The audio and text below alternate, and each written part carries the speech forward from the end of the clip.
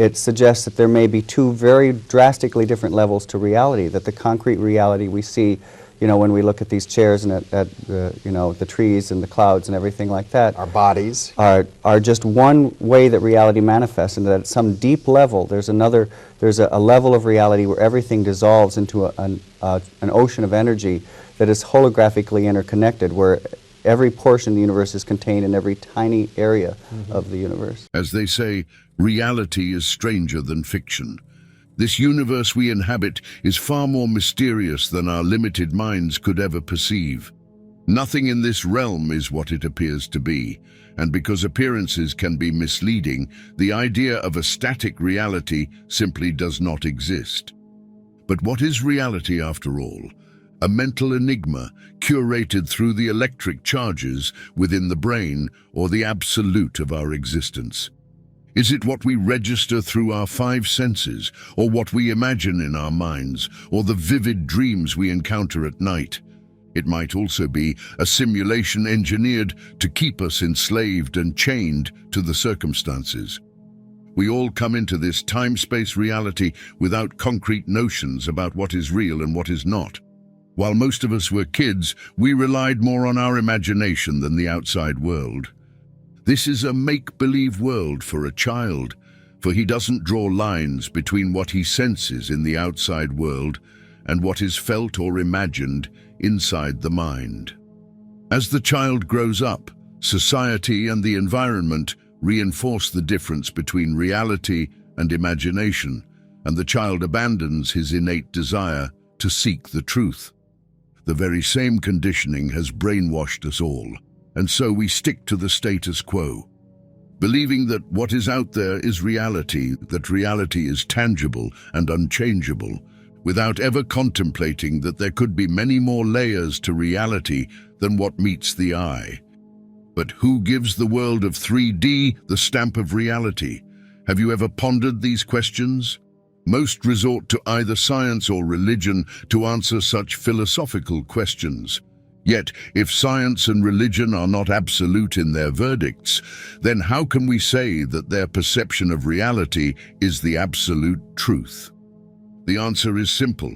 We must experience the truth to know it. Reality is a construct of the mind, for all matter is sourced from the mind. Mind and matter are no separate entities, but rather a part of one, all-encompassing consciousness that gives rise to everything. Leading evidence from neuroscience now suggests that the brain and universe are, in fact, holographic in nature. Michael Talbot, an American writer and mystic, was deeply interested in the blend of science and spirituality. His spoken words and books echoed many of the same principles, which have been highlighted by all the greatest and most revered spiritual minds on the planet for ages. The first of those principles is oneness or unity in everything in this universe. This phenomenon is sometimes referred to as all is one and one is all, meaning there is a deep interconnectedness between everything in this universe. The universe is fractal in nature, meaning what you can observe its whole, you can witness in each of its parts. Imagine a picture that can be cut into 1,000,000 different parts, and each of those tiny parts would still reflect the whole thing. That's how a hologram works. When you say it's holographic, what do we mean really? That, in a nutshell, that reality may be more plastic and changeable, like an image, than a solid construct, a sort of sticks and stones world. But Michael points out that it's just not that the universe is holographic, but the human brain, which perceives its ephemeral nature, is also holographic. And this powerful claim is actually embedded in modern science. Two brilliant researchers, a physicist named David Bohm and a neuroscientist Karl Pribram, proposed a revolutionary theory that challenged the traditional view of reality. The holographic paradigm posits that the entirety of the universe is encoded in each of its fragments. Thus, while an ordinary human perceives this world as a collection of distinct entities, each possessing varying masses and volumes, quantum physics proposes a profound interconnectedness that binds everything together in an intricate web of existence. Going by this key principle emphasized by Michael Talbot, we can very well argue that the separation is an illusion. Although we often think of ourselves as distinct and separate from one another and from the myriad elements of our environment, the ever-expanding consciousness unites us all in an intricate tapestry of existence, reminding us of our shared essence. This profound idea has so many direct implications for our everyday lives. If we are not separate from others around us, then it means what impacts one is, in fact, influencing all of us. In this regard, we also have the example of quantum entanglement, whereby two subatomic particles can become connected so that they keep influencing each other across wide distances. It's one of the strangest and most mind-bending phenomenons in modern science, so we will get back to discussing it in just a few minutes. For now, you must understand how science has evolved over the decades to lead us to understand reality in a more efficient manner.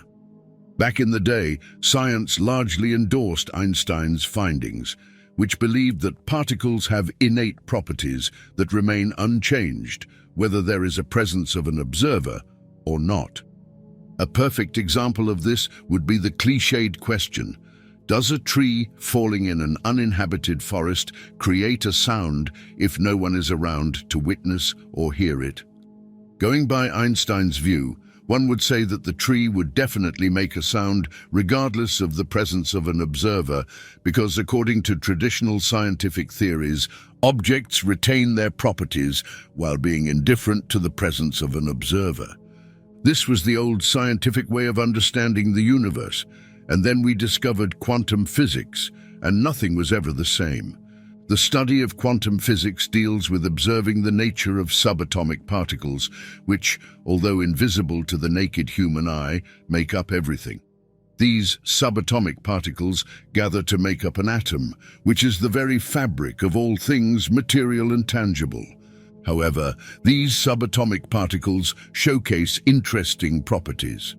A physicist named Niels Bohr championed quantum theory, proposing that particles only exist as possibilities until they are observed or measured. This position challenged Einstein's view and understanding of matter. A mind-boggling phenomenon central to quantum physics is the concept of quantum entanglement. When two particles become entangled on a quantum level, they remain innately connected and share information even if separated by thousands of light years. Think of the entangled particles as a set of identical twins separated at birth, but when you hurt one twin, the other feels the pain. This is a perfect analogy of how entanglement shows up in scientific experiments. Entangled particles operate in a mysterious manner that eludes our understanding, leaving us devoid of access to the fundamental truths behind their behavior. This profound mystery can evoke a sense of uncertainty, as it feels eerily reminiscent of the scenarios often depicted in science fiction films. Therefore, Einstein called this phenomenon of quantum entanglement spooky action at a distance.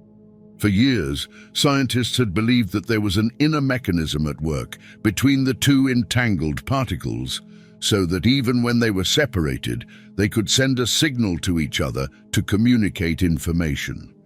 But Bohm argued that it's not actually that the two entangled particles are sending signals to each other back and forth. It's that on a deeper level of reality, they are innately one, interconnected, intertwined. So when one changes, the other is altered as well. We assume that an instantaneous communication is going on when that's not really what's going on at all. At a deeper level, a very holographic level of reality, every particle in the universe collapses to a sort of cosmic unity. They're not signaling each other. This cosmic unity that Michael Talbot talks about can be observed in all aspects of our existence, because all of them are part of the same consciousness. All humans, although having different bodies, share a part of that same divine energy. This could be the answer for psychic phenomena such as telekinesis. Telekinesis is the ability to move, alter, or manipulate physical objects through the power of the mind, and it is mistakenly regarded as one of the skills that only superheroes can acquire. Every human is a superhero, as everyone has access to the same powerful energy that mystics and yogis harness to achieve extraordinary feats such as telekinesis. This latent potential within us invites the possibility of transcending ordinary limitations, awakening the exceptional abilities that lie dormant within each of us. The core idea behind telekinesis is again the same. We are all one on a deeper level of reality. Even the inanimate objects around us are connected to us via invisible light threads, for we are part of the whole. However, there is a reason that only a few get to finesse super-psychic abilities like telekinesis, and the majority of the population remains devoid of this profound knowledge. It's because only a few of us refine our thoughts and intentions to such a level that they can manipulate other objects. Most of us operate from a state of cognitive inertia, where our mind is not particularly focused on one single aim, and millions of thoughts instead inundate it. A normal human being thinks around 50 to 60,000 thoughts in a single day, and each of those thoughts creates a vibrational charge capable of attracting different possibilities from the quantum field.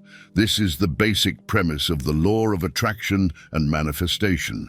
But when we are on an autopilot mode of thinking and operating, we introduce one thought that is aligned with our desires, and then the very next thought contradicts that aim.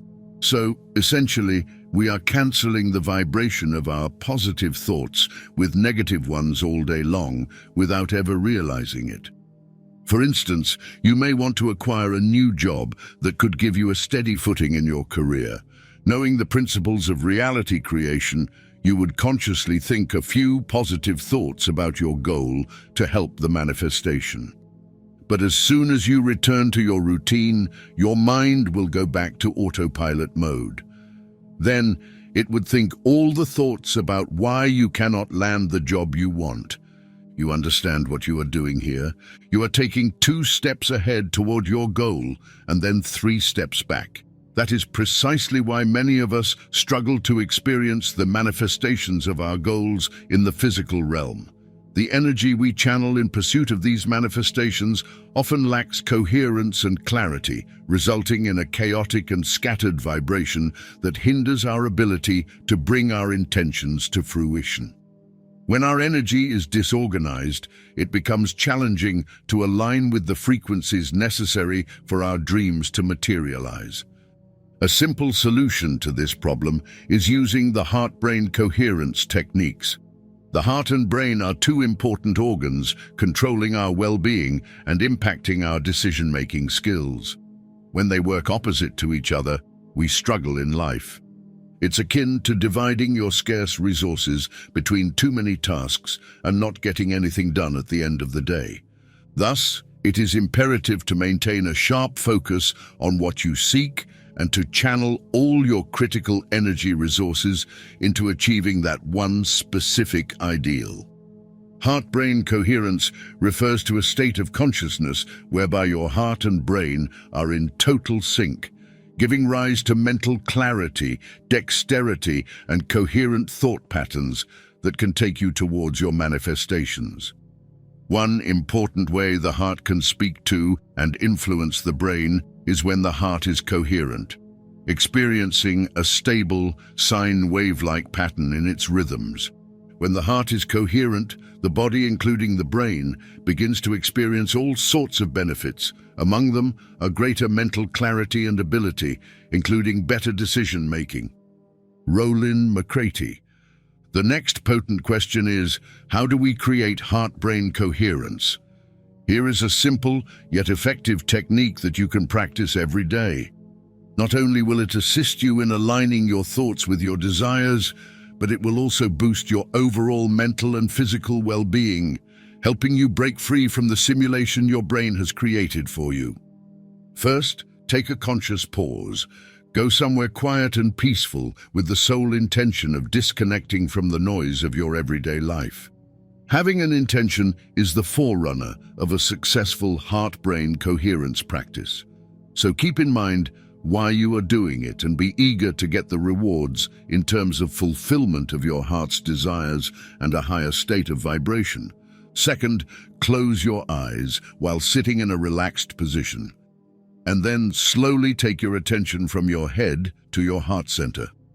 Your heart center lies right in the middle of your chest. If you want to heighten your sensations, put your left hand on your heart and feel it. Feel the heart beating beneath your palm and ground yourself in the moment. Then, slowly breathe through your heart center.